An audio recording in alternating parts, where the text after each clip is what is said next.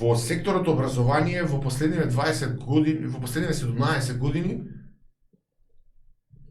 немало никакви новитети по однос на работничките права. Имаме раст на платата, која што не го прати растот на просечната плата. Значи растеле платите секаде, растеле и кај нас платите, ама просечната плата растела побрзо отколку што растела плата во секторот образование.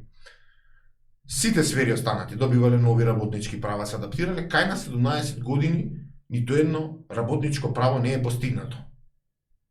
Единствено нешто што е постигнато, благодарение на независниот синдикат за образование и наука, и тоа е многу малку, значи јас нема да се расфрлам да кажам ние што постигнаме, не многу малци е постигнато, ама единствено само независниот синдикат го постигнато е тоа што успеавме да обезбедиме регрес ka 15, кој што немаа просветните работници, успеавме ние нашата организација да преку притисок да подпише општ колективен договор и обезбедивме јубилејна награда. Тоа е награда на 10, 20, 30, 40 години непрекината работа што се добива.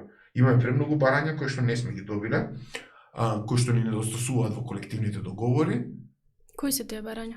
Па барање имаме да се плаќа преку време на работа, односно зголеменувана работа. 21, 22, 23, 24, 28 час, ако има некои повеќе часови да му бидат платени. Не да ги работи за без пари или под притисок да ги прави затоа што не може да наставник. Ние до душа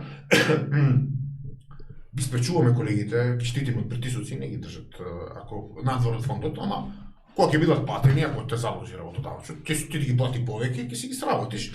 И тука тоа е ферскиот, значи да биде платено. После тоа пак мора да им се плати на просветните работници. Армија и полиција имаат организиран превоз, ние имаме училишта во рурални средини кај што колегите патуваат по 40-50 км во планина, немаат превоз, плаќаат пола плата, тоа е нашето основно барање исто.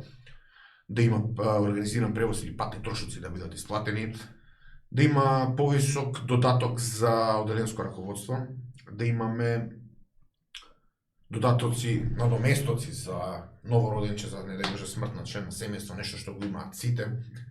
Да имаме додаток за степен на образование. Значи магистар, доктор на науки, нешто што е некој што е специализиран во дадена област, да има одредени додатоци затоа што се посветува на образованието. Тоа го има во некои сфери во образование, немаат додаток за образование. Значи малце е безобразно тоа што во состојбата во која што се наоѓаме, затоа што некои сфери успеале да се изборат, но тоа е повторно поради, како ќе кажам, незаинтересираност на владините синдикати да секогаш бидат блиски со власта, да не бараат ништо, да ги одржува вештачки во сила, колеги да не може да се одчленат, да ги оценуваат за се зачнат, така не се добиваат работнички права.